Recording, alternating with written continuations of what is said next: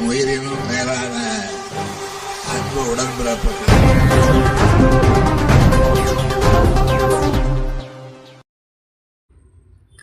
பாயாசம் என விமர்சிக்கும் விஜய், எங்கள் ஸ்டேட்டஸில் இருப்பவர்கள் பற்றி மட்டும் கேள்வி கேளுங்கள்.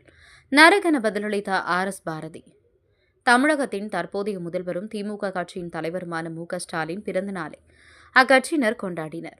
வடசென்னை திருவொற்றியூர் தேரடி பகுதியில் மண்டல குழு தலைவர் தனியரசு ஏற்பாட்டில் 1000 பேருக்கு பிரியாணி மற்றும் தையல் இயந்திரம், மாற்றுத்திறனாளிகளுக்கு வாகனம், புடவைகள் போன்றவை வழங்கப்பட்டது. திமுகவினர் அனைவரும் மேடையில் இந்தி மொழி திணிப்பை எதிர்த்து உறுதிமொழி எடுத்துக் கொண்டனர்.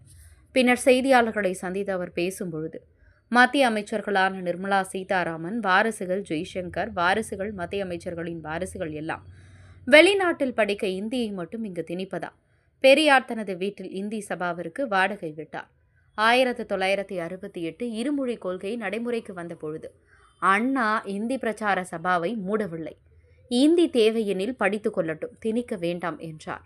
தொடர்ந்து திமுகவை பாயசம் என்ற வார்த்தை பயன்படுத்தி விமர்சித்து வரும் விஜய் குறித்த கேள்விக்கு, தயவு செய்து எங்கள் ஸ்டேட்டஸுக்கு ஏற்ற ஆள் பற்றி கேள்வி கேளுங்கள் என கூறிவிட்டு சட்டென புறப்பட்டார்.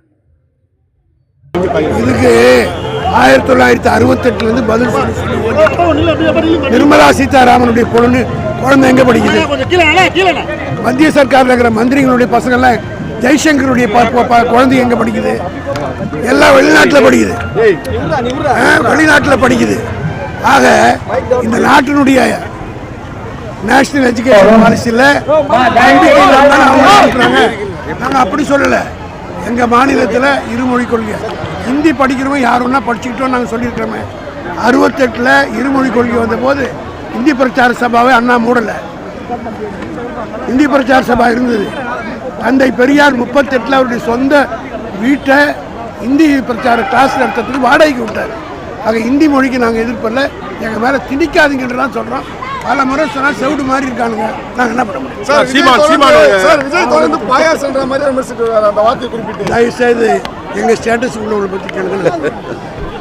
என் உயிரினும் மேலான அன்பு உடன்பிறப்புகள்.